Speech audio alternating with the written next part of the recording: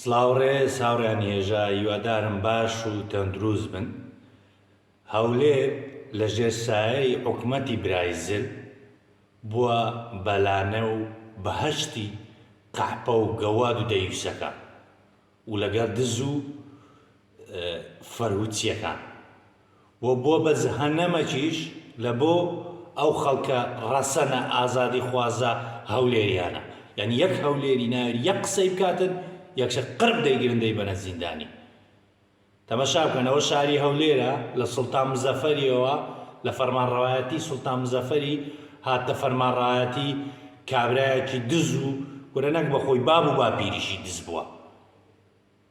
یعنی بەس ئەوە مایە خەڵکی هەولێر هەواکە دەمژیتن ئەوەش پارە وەرگرن لێ. تەماشای ئەو ڤیدیۆی بکە لەژێر دەسەڵاتی ئەو دزەی. طبعا دزە بەمانای کەریمە، یعنی خەڵکی ڕووتان تۆ لە هەموو نەوعاچی دیکتاتۆریەت ئەو پەڕیتی. یعنی وامان لە یاتێ شادەی بە سەردەمی نێچیری بینی.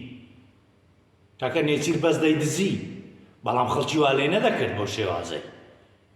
یعنی ئەوە هەر خەریکە ئەوەی قەیدەوە بێتن گرب دەچی لە شیرەی خەودەی ڕفێنیت و بەس لەوەی خەڵکی ڕەسەنی هەولێر پێ بترسێنی. ئەوە دەسەڵاتی برایزلە. تەماشا بکەن قەحپەکی وشی سایە کەریمی، تەبەن ئاشە لە سایە کەریمی داوای لێبردن لێ دەکەم سایەخان کاتون بەراورد دەکەم بە برایزل. ئەتو زۆر شەریفتری لە برایزل چکە تو بە ئاشکرا و ئازادی ئیشەکەی خۆت دەکەی. بەڵام تەماشا بکەن لە بۆ سایە کەریمی هەولێر لە هوتێ لە پێنج ئەستێرەکان هەیە، بەڵام لە بۆ کەسەچکە کە دوو قسەی کردیە یەکسەر لە شیرنی خەو دەیڕفێنن. با تەماشای ئەو ڤیدیۆی بکەین. باشن، سپرایزێکی بچووکم هەیە بۆتان ئەمڕۆ، هیوادارم بەدڵتان بێت. من لە هەولێری کوردستانم ئێستا. بەڵێ گوتان لێبوو سایە کەریم لە هەولێرە.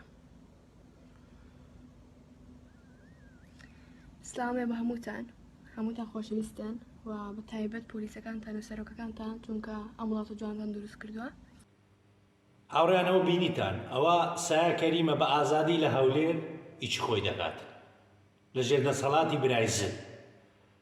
بەڵام کەسێک دوو ڕۆژ پێش ئێستا دوو سێ قسەی حەقی کردیە لەسەر مافی خۆی بە جواب هاتیە لە شیرنی خەو دەیڕفێن. با ڤیدیۆیەکەیش بینیم زان چی گوتی.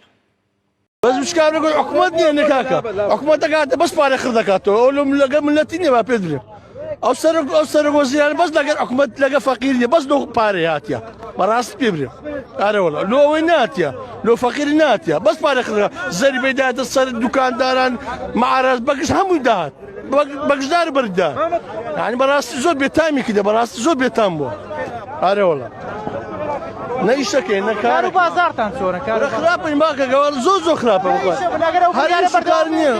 ئەرۆ لە بیژدەمی کاکە ناچارنی چ بکەین کاکە ناچار ناتنی کۆن ئەگەر لودینی کوانە کاکە جار ئەگەر لو چەند جار نات بەعاتی کەس هاتە لە ماڕزیاتە سەجادەی بیرە کاکە ئەو مشکلە هەیە. هاوڕێن بینیتان یعنی ئەو دەسەڵاتە ئاوایە تەنها لە بۆ خەڵکی هەولێری ڕەسن. ئەگەر یەک قسەی بکەن چاوشکێنی دەکەن سەگ و سوارەکانیان دەچن لە شیرنی خەو دەیڕفێنن.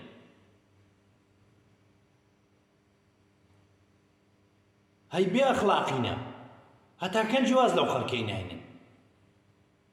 یعنی جاشایەتی نما لە بۆ هیچ دەوڵەتەشی نەکەن. جاشی سووریای بوون، جاشی تورکیانە، جاشی ئێرانن، کورە جاشی عێراقن.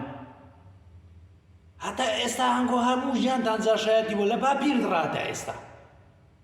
هێشتا وەزدە خەڵک ناینی دوو قسەی عەق دەکاتن. یان ئەو برادەرەیت کە تەنها لەسەر ئەوەی